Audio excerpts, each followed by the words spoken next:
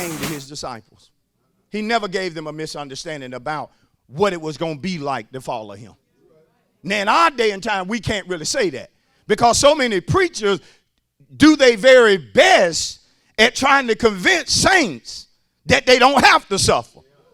Even go so far as to tell people, if you are suffering, it's your fault, something you done did.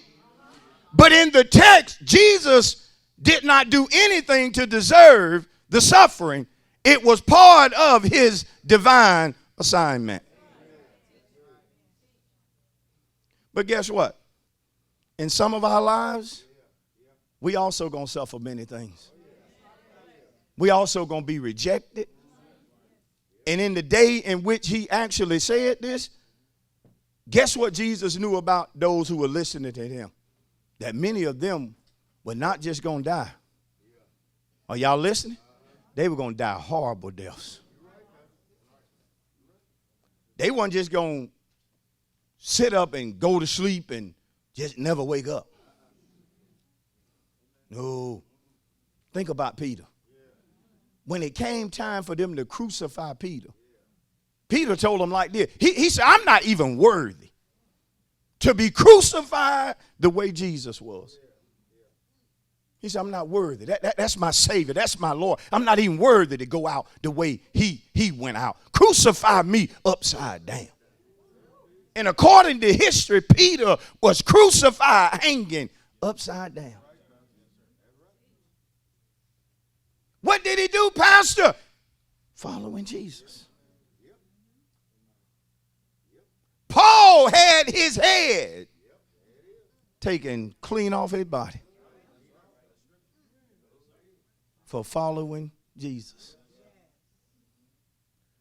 Now get this one. Some of the saints were tortured to the point to where they were dipped in oil, set on fire, and used as street lights. Used to be an example for those who want to follow that man Jesus.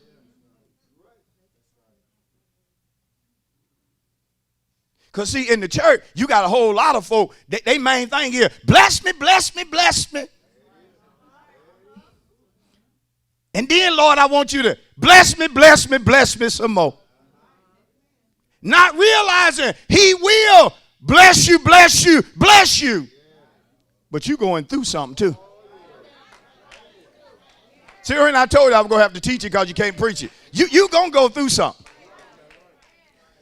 It ain't no way around it. It ain't no way under it. And it ain't no way over it. When it comes to suffering, being rejected, even killed, there are things we have to go through it. We have to go through it. You have to go through it because that's part of your assignment. Come on.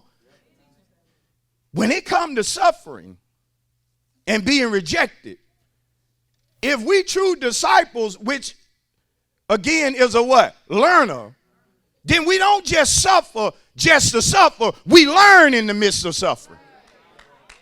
Come on. Yeah, you're going through it, but as a disciple, tell me something that you're learning as you go through that. What are you learning about people as you go through things and deal with folk mistreating you? What are you learning about people?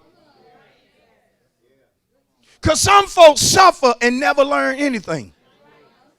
Some of you are going through financial suffering, but if you be honest, you ain't learned nothing. You basically still handle money the same way you was handling it when it got you in the predicament that you in. You're really not learning. There's some of us right now, we appreciate God the way we do. I'm like Brother Q. It's primarily because of where he brought us from. We haven't forgot the suffering. We haven't forgot how he picked us up.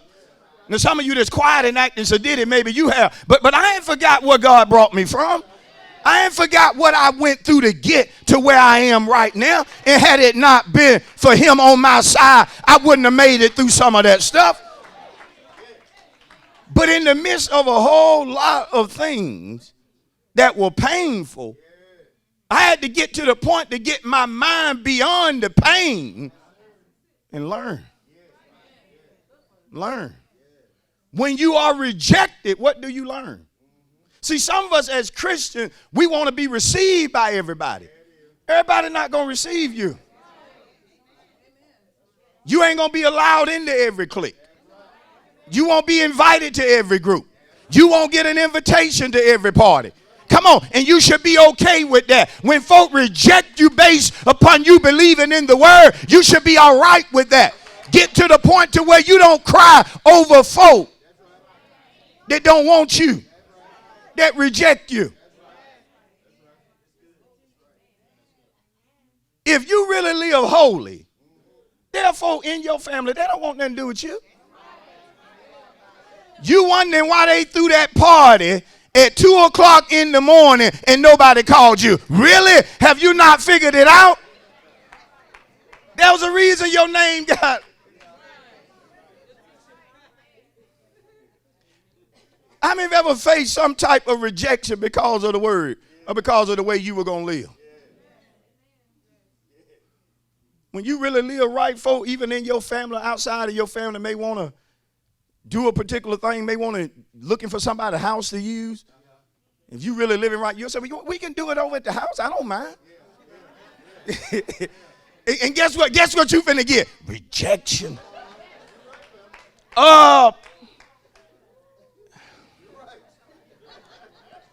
And 3 or 4 folks sitting back like, no. Because you know what they know at your house? No drinking, no smoking, no blues, no R&B, no funny cigarettes, no white powder. Come on, they know all of that about you. No going off in the rooms. And guess what? Your house can be the best house for the event. You can hold it like no other, but because of certain things they know you won't allow, guess what? You get rejected.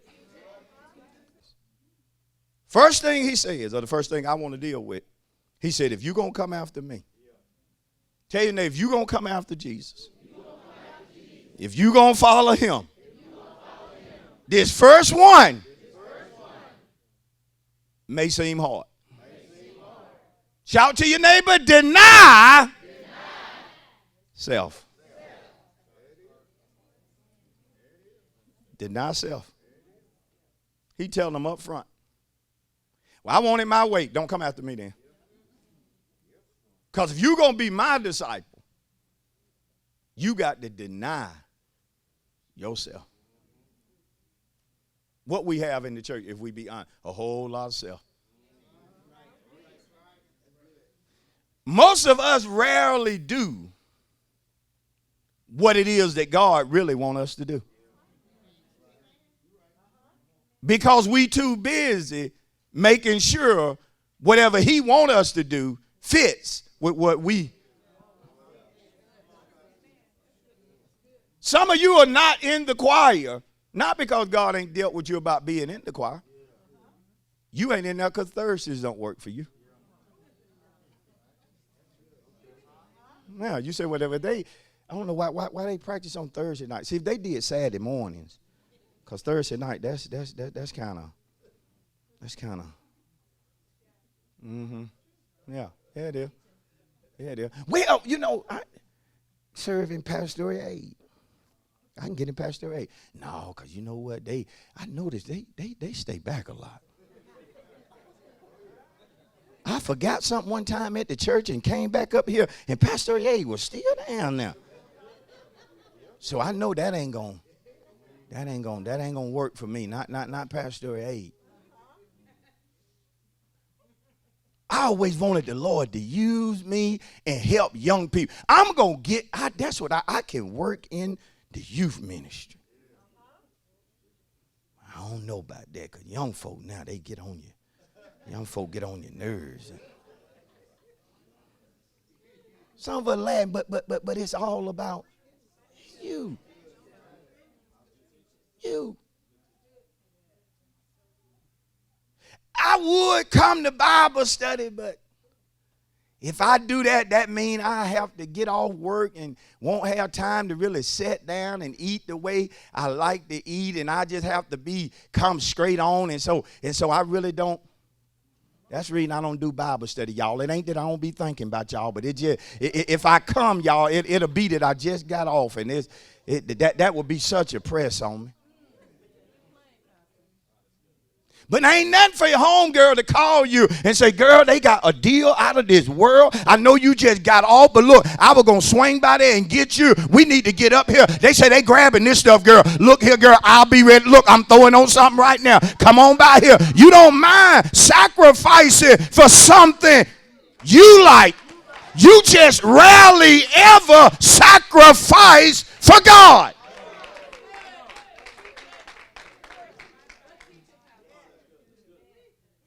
It's hitting home. When he tells them to deny themselves, get this. A lot of folk, when I hear people use the word destiny, when you hear folk use that word, very rarely do people know what it's going to cost them. Where I was just destined to do this part of my destiny. Yeah. But hold up there, sister. Did you also know that part of that destiny involves you not doing the job that you want to do, because the job you want to do takes you out the will of God. Your destiny is to do a job that you really don't want to do, but it's the job that allows you to do what he wants you to do, and you underpaid, underappreciated, but that's your destiny. And if you be faithful, in a couple of years, I'll give you triple of what you left. But first, I'm going to have to see that you will deny self.